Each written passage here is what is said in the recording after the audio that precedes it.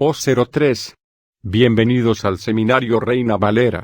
Yo soy Gilberto Abels, rector del Seminario Abierto, y esta es la lección número 3 de la materia homilética, cuyo tema es sermones temáticos. Pedimos la bendición de Dios sobre el arte y ciencia de la predicación. Empecemos. Sermones temáticos. Sermón temático es la exposición de un asunto o tema bíblico, sin seguir las líneas de un texto determinado, sino el conjunto de enseñanza o doctrina que se encuentra en la Biblia sobre dicho tema. Una vez determinado el asunto sobre el cual el predicador desea hablar, escogerá una porción bíblica adecuada al mensaje, y es preferible si tiene también su texto, desde el cual procederá al desarrollo del sermón, pero dicho texto formará la base, no el esqueleto del sermón, como en los anteriores ejemplos. Supongamos que el predicador desea hablar de la necesidad de evangelizar y formula el sugestivo tema de ¿por qué predicamos el Evangelio? Podrá tomar como texto Marcos 16 o Romanos 1:16, pero no se ceñirá a dichos versículos, aunque usará uno de ellos como texto y lo citará más de una vez en apoyo de su tesis, pero podrá formular el bosquejo tópico en esta forma: ¿por qué predicamos el Evangelio? 1. Porque Cristo lo mandó. Es, pues, un deber de todo cristiano agradecido. 2. Es el beneficio mayor que se puede hacer a individuos y naciones. Pueden citarse aquí muchos ejemplos como prueba e ilustración. 3. Es el único medio para lograr la salvación eterna de las almas. Al explicar el punto segundo, el predicador no versado en homilética corre mucho peligro de adelantarse al desarrollo de su tema diciendo que el mayor beneficio que recibe toda persona por la predicación es la salvación eterna de su alma. Pero debe evitar cuidadosamente entrar en este terreno en el segundo punto, en el cual debe explicar tan solo los beneficios materiales que las personas reciben al aceptar a Cristo. De otro modo, no sabría qué decir al llegar al tercer punto o tendría que incurrir en repeticiones fastidiosas. El asunto de la salvación del alma es el más importante y el más adecuado para el llamamiento final. Déjese, pues, para el fin del sermón. Sermón temático doctrinal. Es el que toma una idea o doctrina bíblica y la sintetiza o resume, aportando en su apoyo diversos textos bíblicos, pero no todos los textos que hablan sobre tal asunto, ni un número excesivo de ellos. Hay sermones que apenas son otra cosa que una serie de textos bíblicos engarzados. A la gente le gusta ver que los pensamientos del predicador están bien fundados en la palabra de Dios. Puede observarse cómo el apóstol San Pablo cita una vez y otra las escrituras del Antiguo Testamento, por ejemplo, en apoyo de la tesis sobre la salvación por la fe, que desarrolla en las cartas a los romanos y a los gálatas. Pero hay allí pensamientos originales que forman la carne de la disertación. Alguien ha dicho que antes que escuchar sermones que son meros esqueletos de textos preferirán los oyentes comprarse un diccionario bíblico de paralelos, evitando a un predicador que no se toma la molestia de pensar y fía su discurso en la memorización de textos bíblicos. En ningún discurso, ya sea simplemente tópico como el anterior, o de estudio bíblico como el que sigue, deben emplearse más de 2 o 3 textos bíblicos, como máximo, en apoyo de cada una de las partes. Puede usarse más de un texto para cada parte o división cuando el segundo y el tercero contienen alguna idea nueva que completa la idea de los otros, pero en la mayoría de los casos un solo texto bien escogido será suficiente. Ejemplo primero. El prometido Mesías. Introducción. La promesa de un Redentor fue hecha a nuestros primeros padres desde el momento de la caída. La Biblia va definiendo el carácter de este enviado sin igual que vendría a efectuar la liberación espiritual de la humanidad. Desarrollo. Notemos sus características. 1. Sería simiente de la mujer, lo que parece predecir su nacimiento virginal. Génesis 3:15. 2. Sería un descendiente de Abraham. Génesis 22:18. 3. Sería un descendiente de David. 2 Samuel 7:13. 4. Nacería en Belén. Miqueas 5:2. 5. Horadarían sus manos y sus pies. Salmo 22:16. 6. Sería contado entre malhechores. Isaías 53:9. 7. Pero enterrado en rica tumba. Isaías 53, 9, 8. No quedaría en el sepulcro. Salmo 16, 10. Conclusión. Cristo ha demostrado ser el Mesías prometido y como tal debe ser aceptado. Como advertimos ya, el predicador encontrará muchos pasajes en que se declara que el Mesías sería hijo de Abraham o de David, pero uno solo escogido y explicado es mejor que muchos mal explicados. En un sentido general, todos los sermones tópicos son sintéticos porque sintetizan o resumen alguna verdad o doctrina que se halla distribuida en toda la Biblia. Pero en el ejemplo ¿por qué predicamos el Evangelio? La síntesis de pasajes bíblicos no aparece tan clara como en este del Mesías, por esto lo consideramos simplemente tópico, o de desarrollo de un tema. Mientras que llamamos al segundo sermón, doctrinal, o de síntesis bíblica, porque desarrolla, no una idea, motivo, apelación o exhortación, sino una doctrina, la del Mesías. Algunos llaman a los sermones sintéticos sobre alguna enseñanza o doctrina espiritual, simplemente, estudio bíblico. Con la ayuda de un buen diccionario de paralelos, o aun con la mera ayuda de las notas marginales de la Biblia, es fácil componer buenos mensajes tópicos, de síntesis doctrinal. Otras veces el bosquejo sigue una serie de consideraciones acerca de un tema, algunas apoyadas con texto y otras sacadas de la experiencia. Véase, ejemplo segundo. La oración que Dios escucha. Proverbios 15, 29. Y Dios no escucha las oraciones de 1 grado. Los que miran la iniquidad en sus corazones, Salmos 66, 18. 2 grado. Los altivos y orgullosos, Lucas 18, 11. 3 grado. Los faltos de caridad, Proverbios 21, 13. 4 grado. Los que no atienden a la palabra de Dios, Proverbios 28, 9. 5 grado. Los egoístas, Santiago 4, 3. Y Dios escucha las oraciones de 1 grado. Los humildes, Lucas 18, 13 a 14. 2 grado. Los rectos, Santiago 5, 16. 3 grado. Los que permanecen en comunión con él, Juan 15, 7. 4 grado. Los desamparados, Salmo 102, 17. 5 grado. Los afligidos, Santiago 5, 13. 6 grado. Los que buscan la ciencia divina, Santiago 1, 15. Adaptado de Paul Oldcraft.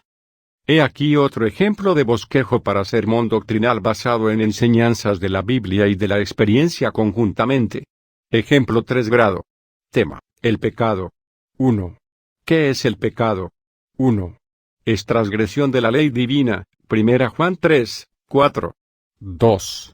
Es obediencia al enemigo de Dios y nuestro, Romanos 6, 17 y 18. 3. Es una prueba de ingratitud y desafecto al que merece todo amor y obediencia, Romanos 1, 21. 4. Es una tendencia natural por herencia, Salmos 51, 5. 2. ¿Cómo se produce? 1. En el pensamiento. Cuando es 1 grado. Consentido, Deuteronomio 12, 19. 2 grado. Acariciado, Proverbios 16, 30. 3 grado. Buscado, Génesis 6, 5. 2. De palabra, 1 grado. Contra Dios, blasfemias, Levítico 24, 15. 2 grado. Insultos contra los semejantes, Mateo 5, 22. 3 grado. Mentiras, sobre todo en perjuicio del prójimo, Jueces 12, 22. 4 grado. Chismes y murmuraciones, Levítico 19, 16. 3. De obra. Es todo acto prohibido por la ley divina, y las acciones conducentes a los mismos, 1 grado. Crimen y otras relaciones favorables al mismo, Éxodo 20, 13. 2 grado. Adulterio y actos de lascivia, Éxodo 20, 14. 3 grado. Violencia de obra, Isaías 3, 12. 3. Trágicas consecuencias del pecado. 1. Desasosiego en el alma, turbación de la paz interior, Isaías 48, 22. 2. Aumenta las dificultades de la propia vida, ya bastante difícil a causa del pecado reinante. A veces con la esperanza de mejorarlas, Ejemplo, el ladrón, timador, etc. Proverbios 4:19. 3. Lleva el pecador a una pendiente peligrosa, la bola de nieve. 4. Induce a otros a pecar, 2 grados Samuel 12:14. 5. Aparta el favor de Dios, Isaías 51:2. 6. Conduce al apartamiento definitivo, o sea, al infierno, Salmo 9:17. 4. El remedio para el pecado. 1. Remedios ineficaces. Todos los que proceden de nosotros mismos o de invención humana, a arrepentimiento sin fe en el Redentor. B. Sacrificios y penitencias. C. Dinero y ofrendas, Hebreos 8:20. 2. El remedio eficaz, la obra de Cristo. Por ser infinito su autor y el mismo Hijo de Dios. 3. Aplicación del remedio, A. Por la fe, Efesios 2:8. B. Con arrepentimiento, Hechos 3:19. C. En novedad de vida, 2 Corintios 5:17. Este bosquejo es excesivamente largo, lo que obliga a tratar sus partes muy someramente. Cuando esto ocurre en temas tales como el referido u otros, por ejemplo, la fe, el arrepentimiento, el amor de Dios, la salvación, etc., conviene definir el título del sermón un poco más y ceñirnos al mismo para evitar que el público desorientado llegue a olvidar al final del discurso lo que se ha dicho al principio. Podemos tratar el tema del pecado de un modo menos completo pero más expresivo y fácil de recordar a los oyentes, tomando como texto Hebreos 3:13. De este modo, asociando la idea de engaño a la de pecado, diremos, ejemplo cuarto. El engaño del pecado. 1. El pecado engaña en cuanto a su verdadera culpa. Pretende que Dios no le da importancia. 2. El pecado engaña acerca de las ventajas que por él se han de recoger. 3. El pecado engaña acerca de los malos resultados de nuestros hechos. 4. El pecado engaña en cuanto a las posibilidades de ser librado de él cuando nos plazca. 5. El pecado engaña en cuanto a su desastroso fin. Búsquense textos bíblicos y, si es posible, alguna anécdota que ilustren estas afirmaciones y se obtendrá un sermón breve y sugestivo que todos los oyentes podrán recordar con facilidad. Asimismo, en lugar de tratar en un solo discurso de la fe en todos los aspectos, sería mejor tratar un día de la fe como único medio de salvación, o concretándolo en un tema más breve, salvación por la fe, y en otro discurso es poder de la fe, refiriéndonos, no al acto de fe por el cual recibimos a Cristo como Salvador, sino a la fe constante que obtiene el cumplimiento de las promesas de Dios por medio de la oración. Como quiera que nuestros públicos son generalmente mixtos, de personas inconversas y de creyentes, es permitido al predicador, en un discurso sobre la salvación por la fe, referirse al final del sermón a la constancia de la fe que nos permite vivir una vida victoriosa como creyentes, hasta el día que entramos en posesión de la promesa de salvación.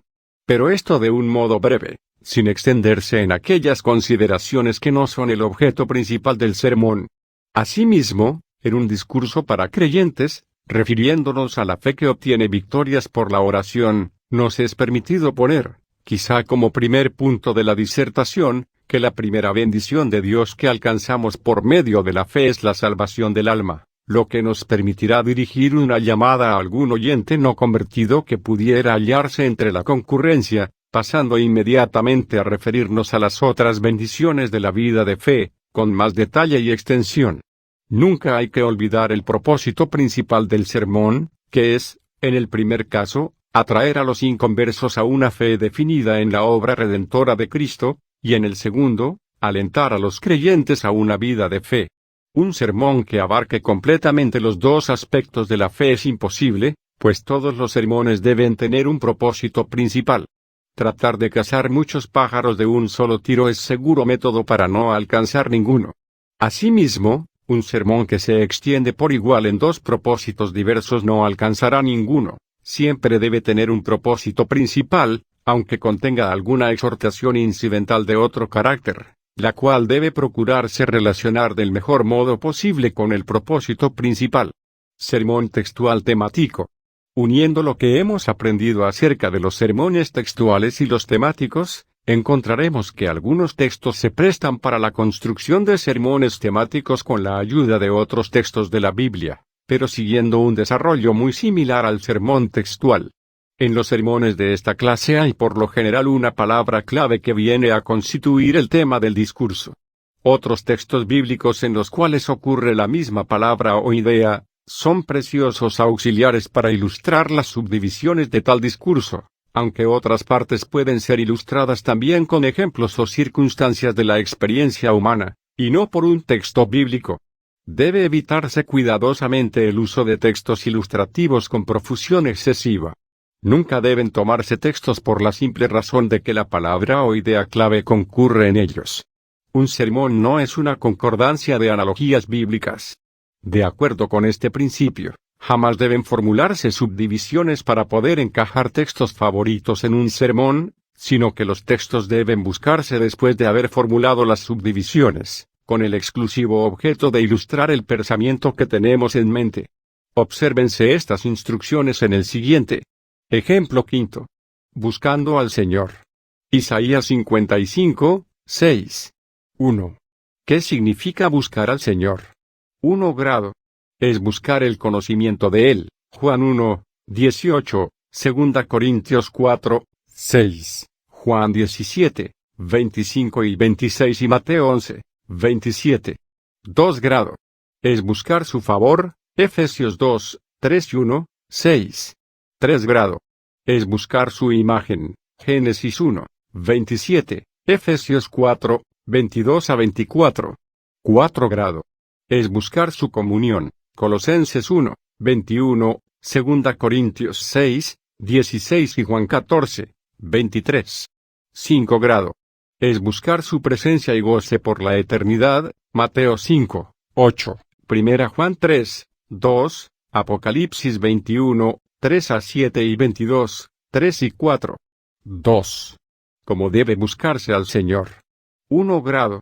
Conscientes de nuestra absoluta necesidad de Él y de los privilegios arriba mencionados. 2 grado. Con sinceros deseos de tenerle. Salmo 42, 1, 43, 1 e Isaías 26, 8 y 9. 3 grado. Por medio de la oración. Mateo 7, 7 y 6, 6. 4 grado. Con una búsqueda perseverante. 3. ¿Cuándo debemos buscar al Señor? 1 grado mientras vivimos. 2 mientras gozamos de salud. 3 grado. En nuestra juventud. 4 grado. Mientras dura el día de la gracia. 1 punto su generosa oferta. 1 grado. Tendrá misericordia. 2 grado. Dará a abundante perdón. Isaías 55, 7. 3 grado.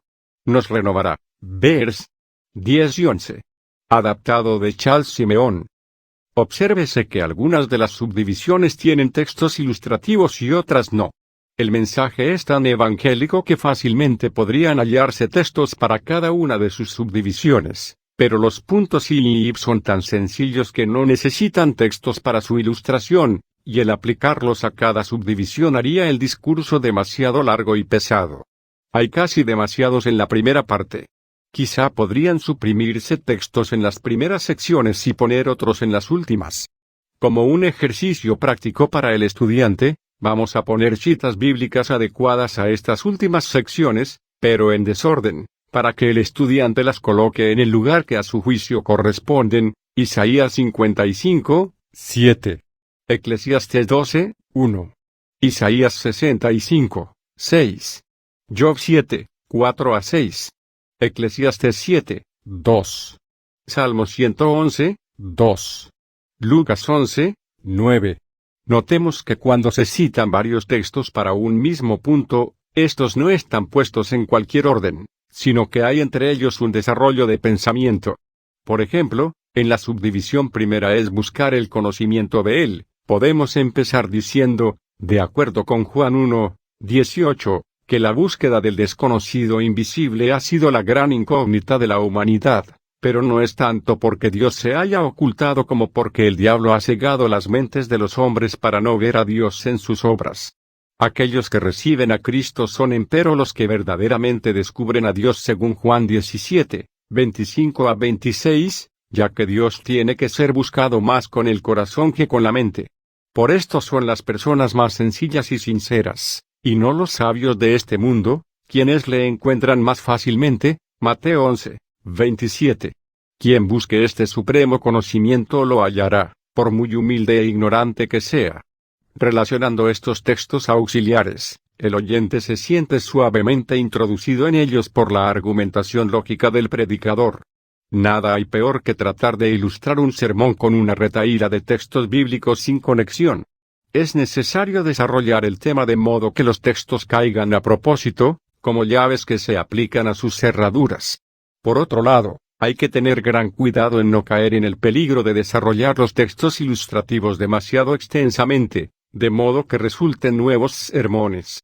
Al desarrollar el subtítulo antes referido con 4 textos ilustrativos, no debe olvidar el predicador que el tema del sermón es buscando al Señor y que el conocimiento de Dios es solo un punto subsidiario del argumento principal, que es la necesidad y conveniencia de buscar a Dios, y que para este punto subsidiario no debe emplear el predicador más que unos breves minutos. Por consiguiente, las frases con las cuales una estos 4 textos deben ser concisas e incisivas.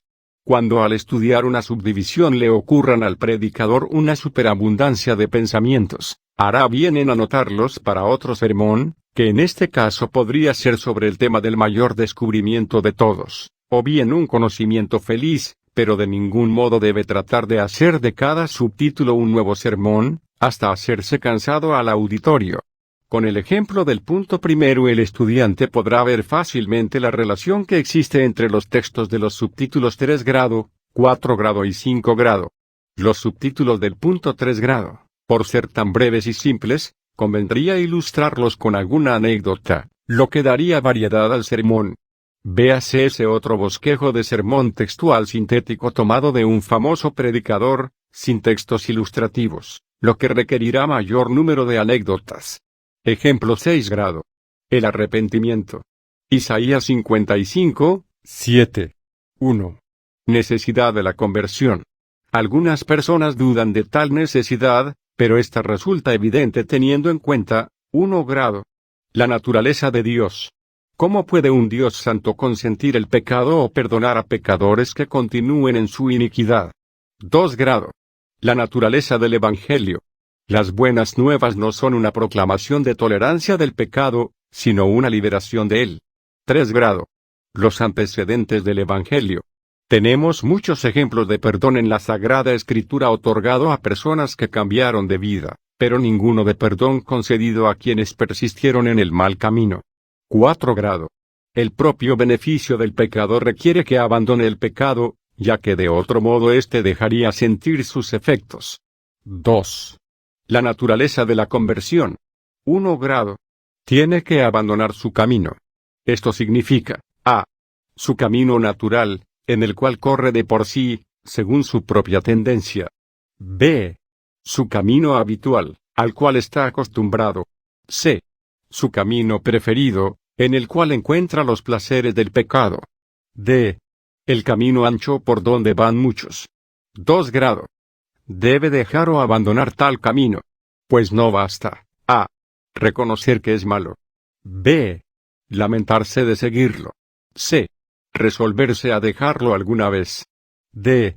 Andar con más cuidado en él. 3 grado. El pecador debe dejar también sus pensamientos. Esto significa sus opiniones y nociones propias antiescriturales, a. Con respecto a Dios, su ley, su evangelio, su pueblo. b. Respecto al pecado, al castigo, a la persona de Cristo, o a su propia persona. c. Respecto a su propio orgullo, negligencia, desobediencia y desconfianza. 3. El Evangelio de la conversión. 1 grado. Una promesa segura, tendrá de él misericordia. 2 grado. Un perdón completo, será amplio en perdonar. Esta amplitud proviene del Calvario, donde todo el pecado fue expiado. En virtud de tal obra Dios puede ser extraordinariamente generoso para con el pecador de conciencia despierta, sin faltar a su justicia. Conclusión. O, que el pecador considere la necesidad de un cambio total de pensamiento en lo interior, y de conducta exterior. Si no es completo y radical sería vano. Total y terrible ruina será la consecuencia de seguir en el mal. Que sea esta la hora crucial de tu vida. Dios dice vuélvete. ¿Qué te impide hacerlo? Adaptado de C. H. Spurgeon. Gracias por estar con nosotros en el estudio de cómo comunicar la palabra de Dios. Favor de informar a otros de los estudios ofrecidos por el Seminario Abierto. El estudio es gratis.